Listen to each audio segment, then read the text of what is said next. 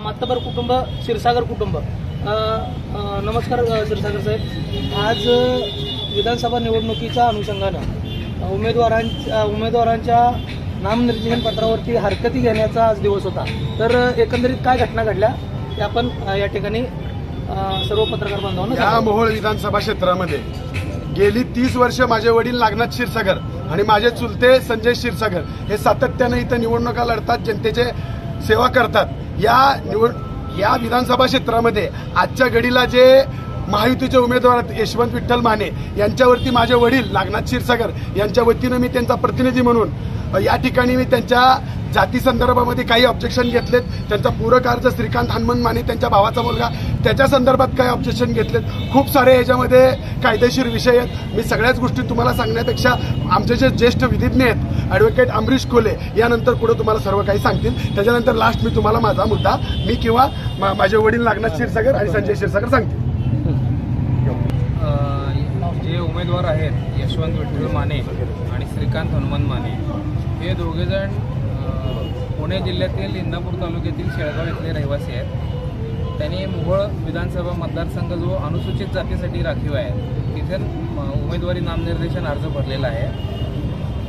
कैकाडी एक अशी जात आहे ज्याला महाराष्ट्रामध्ये 2 दर्जे आहेत। एक विदर्भातील 8 जिल्ह्यांमध्ये अनुसूचित जातीचा दर्जा आहे आणि उर्वरित महाराष्ट्रामध्ये त्याला विमुक्त जातीचा दर्जा आहे। आणि हे ज्या जिल्ह्यामध्ये जन्मले आणि ज्या जिल्ह्यातून ते निवडणूक लढवू इच्छित आहेत त्या दोन्ही ठिकाणी त्या दोन्ही जिल्ह्यांमध्ये कैकाडी जातीला हा विमुक्त जातीचा दर्जा आहे। त्यामुळे विमुक्त जाती संवर्गातील हे दोघं उमेदवार असल्यामुळे त्यांना अनुसूचित जाती संवर्गासाठी आरक्षित असलेल्या पदावर निवडणूक लढवता येत नाही। मुळात या दोघांनी खोटा रहिवास दाखवून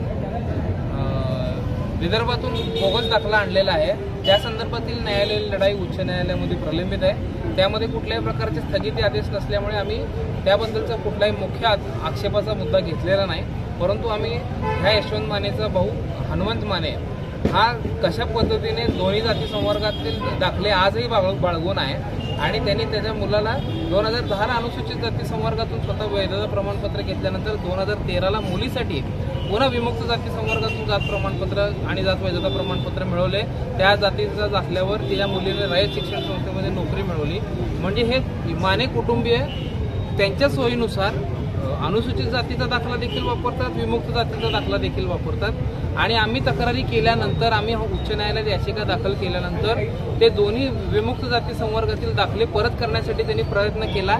जो प्रयत्न जात पडताळणी समितीने हाणून पाडला त्याविरुद्ध त्यांची उच्च न्यायालयामध्ये त्यांची देखील याचिका चालू आहे। हे सगळे प्रकरणं ज्यांच्या जाती संदर्भातील उच्च न्यायालयामध्ये प्रलंबित आहेत। पण सगळ्यात महत्त्वाचं वादापुरतं आपण त्याचं सर्टिफिकेट अनुसूचित जातीचं जरी ग्राह्य धरलं तरी तो ज्या ठिकाणी मतदार आहे ज्या विधानसभा मतदार क्षेत्रामध्ये त्याचं मतदान आहे माने कुटुंबाचं तिथं या जातीला विमुक्त जातीचा दर्जा असल्यामुळे ती व्यक्ती अनुसूचित जाती संवर्गातून अर्ज भरू शकत नाही। कायद्यातील तरतूद आणि सर्वोच्च न्यायालयाचा न्याय निवाडा या दोन्हीचा अभ्यास करता आमचा असा ठाम विश्वास आहे की त्या दोघांचाही उमेदवारी नामनिर्देशन अर्ज सक्षम अधिकारी बाद करतील। तुमची प्रमुख भूमिका काय आहे याच्या पाठीमागे? आमची प्रमुख भूमिका या ठिकाणी ही आहे की संबंधित जे माने कुटुंब आहे ह्याच्या जातीबद्दल माझं कुठलंच ऑब्जेक्शन नाही, ते कैकाडीच आहेत। कैकाडी ही जात महाराष्ट्रामध्ये फक्त अकोला, अमरावती, भंडारा, बुलढाणा, नागपूर, वर्धा, यवतमाळ जिल्हे हे 7 जिल्हे पूर्ण व राजुरा तालुका सोडून चंद्रपूर जिल्ह्यामध्ये येते।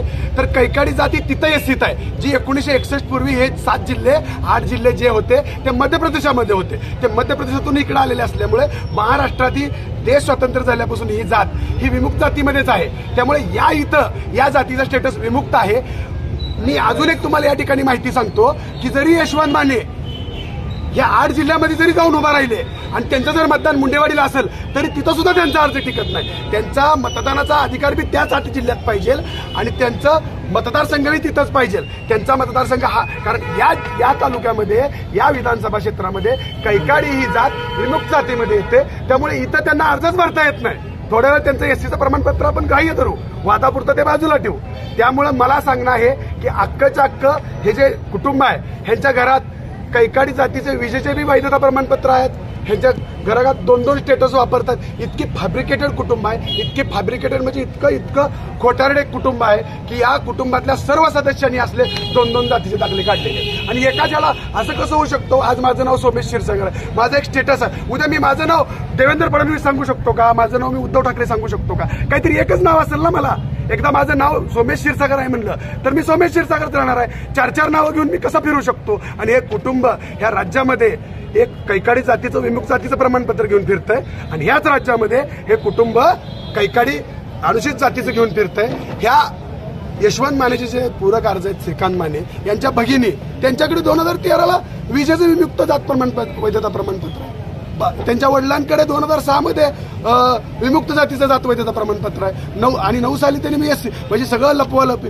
ते जाऊ द्या, आदरणीय उमेदवार आमदार विकासरत्न 3000 कोटीचे करते धरते, त्यांच्याकडे 1985ला त्यांनी विमुक्त जातीचं इंदापूर तहसीलमधनं जातीचा दाखला काढला. 1992 साली 93 साली गप्पा बसा जरा 1992-93 साली त्यांनी कॉलेज जीवनामध्ये शिष्यवृत्ती घेतली. ते सर्टिफिकेट त्यांचं त्या ठिकाणी फायनल झालं.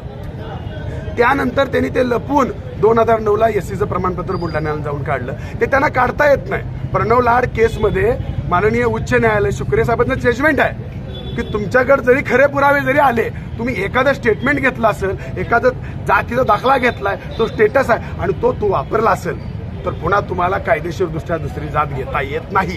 2-2 जाती एका राज्यात तुम्हाला धारण करता येत नाही. या सर्व ग्राउंडवरती हे आदरणीय यशवंत माने आणि त्यांचे पुतणे श्रीकांत माने म्हणजे पूरक अर्ज, म्हणजे यशवंत मानेंचा जर अर्ज बाद झाला तर घड्याळ चिन्ह त्यांच्या पुतण्याला मिळेल.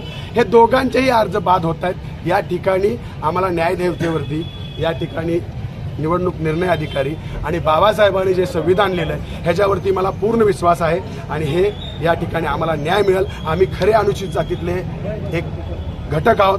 आमच्यावरती अन्याय आहे. गेली 5 वर्ष अनुसूचित जातीचा नसलेला माणूस आमचा अनुसूचित जातीचा मतदारसंघातला उमेदवार हा उपभोगतोय. हे अतिशय बाबासाहेबांनी लिहिलेल्या संविधानाला छेद आहे व त्यांनी हा आमच्या अनुसूचित जातीच्या लोकांवरती केलेला अन्याय आहे. हा अन्याय या ठिकाणी न्यायदेवता आणि माननीय निवडणूक निर्णय अधिकारी आम्हाला देतील व मोहोळचे श्री नागनाथ महाराज सुद्धा आम्हाला न्याय देतील एवढी आशा व्यक्त करतो. आणि जर हे सर्टिफिकेट सोलापूर जिल्ह्यामध्ये चालत नाही, तुम्ही बोला, जर हे सर्टिफिकेट सोलापूर जिल्ह्यामध्ये चालत नव्हतं तर मागच्या वेळेस शासनानं कसं करायचं? ऑब्जेक्शन रेकॉर्ड गेलं नव्हतं मागच्या वेळेस. मला याबाबतच्या टेक्निकल गोष्टी फार माहीत नाहीत. वकील साहेब आहेत, त्यांना विचारा. परंतु जे काही संविधानिक आहे ते होईल.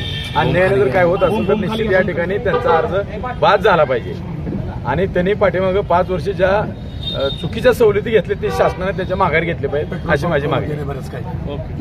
दाखल झाला पाहिजे आणि पर्यंत हरकत घेतली जात नाही तोपर्यंत त्याची हरकत किंवा तो अर्ज वैध ठरवला जातो.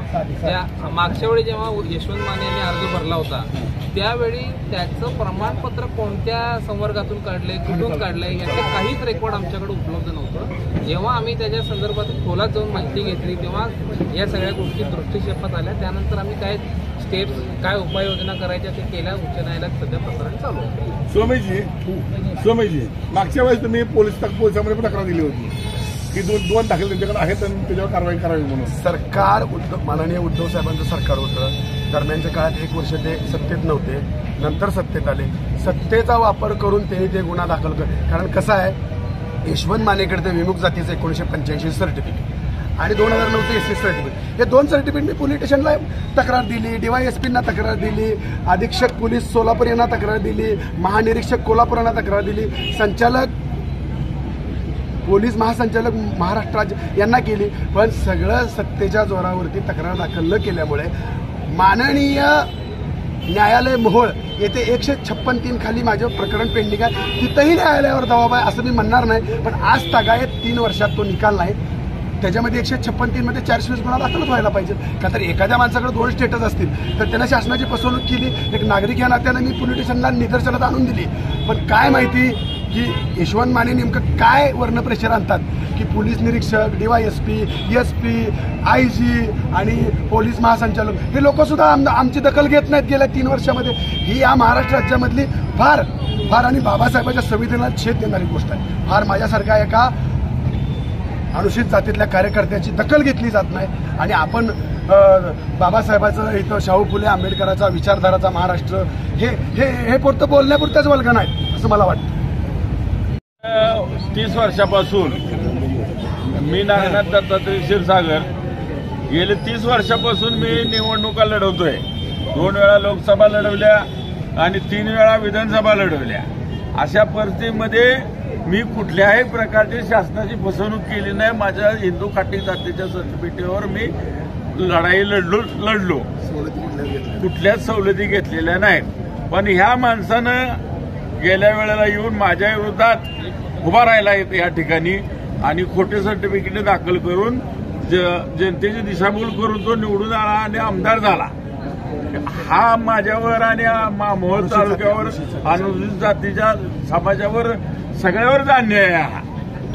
अशा प्रकारे जर होत असेल तर त्याला कुठंतरी वाचा फोडण्याचं काम मीडिया म्हणजे आता तुम्ही तिसरा डोळा आहे तर ह्याला तुम्ही वाचा फोडायचं काम करावं असे माझे या ठिकाणी तुम्हाला हे आहे. आता भाऊ बोलले, सोमेश आबा बोलले, ते वकील साहेबांनी सगळे टेक्निकली सांगितले. मला काय त्यातलं कायद्याचं जास्त समजत नाही. पण मी 3 वर्षापूर्वीच यशवंत माने हे जात चोर आहे म्हणून प्रेसला मी सांगितलं. पण मला आवर्जून दलित बांधवांना सांगायचं आहे, जर कोणी माझा आवाज ऐकत असेल तर, गाव कुसाबाहेरचा माझा महार, माझा मान, माझा चांभार, माझा ढोर. मित्रांनो, काळ इतका भयानक आहे हे आपण खरी गाव कुसाबाहेर आपण नाहिरे वर्गाचे जीवन जगलेलं आहे. अशी माणसं पैशाच्या सत्तेच्या ताकदीच्या जोरावर येत आहेत, अतिक्रमण करत आहेत. ह्याला कुठेतरी छेद लागला पाहिजे. पुढच्या 10 पिढ्या अशी कुणी, आज एक काळ होता अस्पृश्यपणाचं जगणं काय होतं, त्यांनी काय वेदना सहन केले, आम्हाला कोण शिवून घेत नव्हते. आजही काही ग्रामीण भागात मंदिरामध्ये आजही प्रवेश नाही आम्हाला. आणि ही माणसं अशी येतात जाती बदलून आणि आमदार व्हायचं म्हणतात. बरं त्यांनी 5 वर्ष गेले वेळेस फसलेत. शेवटी न्यायपालिकेने नाही, जर न्यायपालिकेने न्याय दिला नाही तर जनता न्याय दिला.